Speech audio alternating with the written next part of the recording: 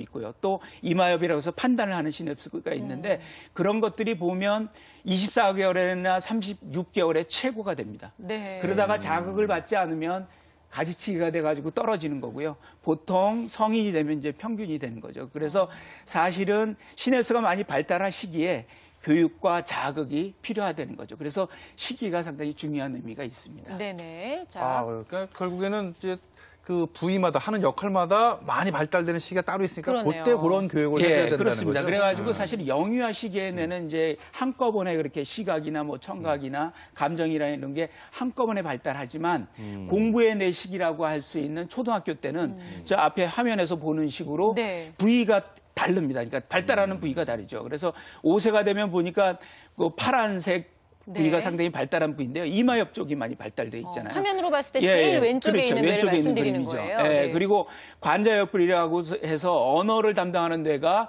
지속적으로 초등학교 시기에 발달을 하고 있고요.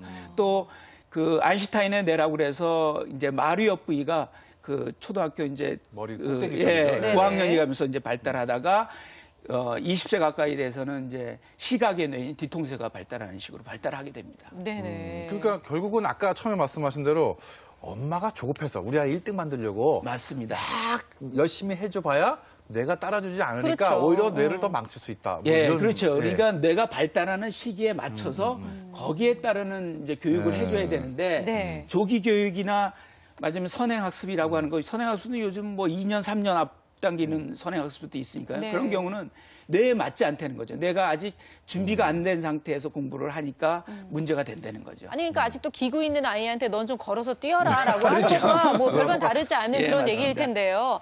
말씀 듣고 보니까 이제 공부 두뇌라는 것이 어떤 것인지 이제 조금은 이해할 수 있을 네. 것 같긴 한데 그래도 저희 세대 때는 공부 좀 잘한다는 사람들은 일단 높은 IQ가 있어야 된다 이렇게 그렇죠. 얘기를 많이 했기 때문에 예. 선생님 IQ를 무시할 수는 없는 거 아닐까 싶어요. IQ를 사실 무시할 수는 없습니다. 네. 그래서 아서 젠슨이라는 분이 이제 그런 조사를 했는데 그 지능 검사의 이제 편견이라는 책에서 어떤 얘기를 했냐면 IQ 75면 뭐 이렇게 초등학교를 잘 지낼 수 있는 그런 그 IQ고요. 네. 그다음에 이제 보통 105 정도 되면 고등교육을 잘 받을 수 있는 수준이 됩니다. 그리고 115 정도가 되면 뭐 대학원 교육이나 대학교 교육을 받을 수 있는 수준인데요. 115 이전까지는 IQ하고 학업 성취도나 직업 이거하고 좀 관련이 있지만 네. 115가 넘어가면 IQ와는 전혀 상관이 없다는 거죠. 성공한 사람들이나 아니면 학문적으로 잘했고 유명하신 분들이 대부분은 IQ하고 그 이후에는 상관이 없이 네. 주로 그 성격이라든지 혹은 인격이라든지 공부 습관하고 관련이 있었다는 거죠. 그리고 실제로 통계학적으로 봐도요. IQ가 학업 성취도에 관여하는 퍼센트는 15에서 25%밖에 되질 않습니다. 정말요? 따라서 IQ를 키워주는 것이 아이를 성공시키는 게 아니고요. 공부 두뇌를 키워주는 게 성공시킨다라고 네. 하는 거죠. 효진이 선생님은 IQ가 얼마셨어요? 아유 참 민망한데. 이런 거 물어보면 안 될까요? 네, 물어봐도 되는데 IQ가 너무 좋아가지고 네. 사실은 근데 그 학교 때 하는 검사는요. 단체 검사잖아요. 한꺼번에 하잖아요. 요즘 그렇죠. 아이들은 학교에서 검사 안 하는데 저희 때는 학교에서 검사했거든요. 맞아요. 네. 근데 그거는 저희도 굉장히 그랬어요. 높게 나옵니다. 네. 저희 때는 140 이상이 저희 학교에 한 10명 되는데 그렇게 저도 그 안에 됐습니까? 꼽기는 네, 들긴 네. 했는데 그중에 공부 잘하는 애들 몇 명 없었어요. 공부 잘하신 전교 거죠. 1등은 140 안에 못 들었었습니다. 아, 정말요? 그중에 막 거의 바닥을 잇던 애도 140이 넘는 애도 있었고 좀 이게 학교에서 하는 검사는 이게 정확하지 않다고 봐요. 아, 정말요? 네. 그러니까 IQ가 그렇게 큰 비중을 차지하지 않는다고 하니까 오히려 이제 뭐 평범한 사람 입장에서는 아, 그렇구나. 예. 우리가 하면 또 되는구나. 이런 생각도 예. 드는데 그렇다면 이제 요쯤에서 저희가 정말 공부 두뇌의 정확한 개념이라는 건 어떤 건지 한번 짚고 갔으면 좋겠어요. 예. 그래서 사실 IQ라고 하는 것은 좌뇌를 측정한다고 보시면 됩니다. 네. 언어도 좌뇌고요. 그렇죠?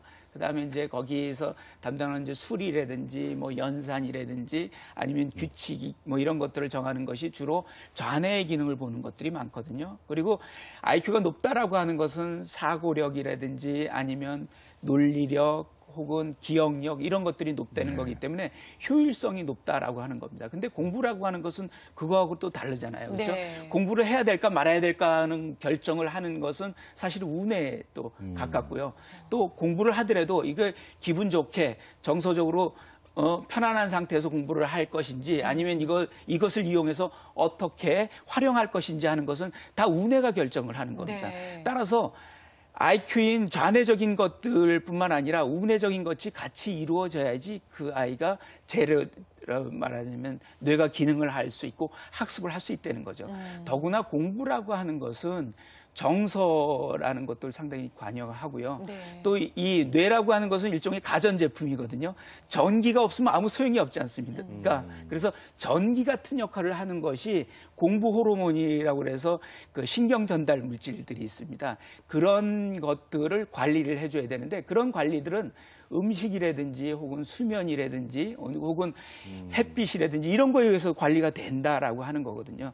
따라서 공부 두뇌를 만든다라고 하는 것은 네. 단순히 IQ뿐만 아니라 우리가 부모님들이 해줄 수 있는 환경적인 요인이나 역할들이 상당히 중요하다는 거죠. 네. 그러니까 어떻게 보면 좋은 공부 습관을 갖기 위한 최적의 상태, 최적의 맞습니다. 두뇌 상태를 이제 네. 우리가 찾는 건데요. 그러니까 공부를 기능적으로 잘하는 것도 중요하지만 공부를 좀 해야 되겠다라고 맘먹는 것까지 그렇죠. 의욕이라는 게 상당히 함께 중요합니다. 만드는 예, 예. 거. 그러니까 네. 좌뇌, 우뇌가 공통적으로 골고루 발달하게 맞습니다. 만든다는 말씀인데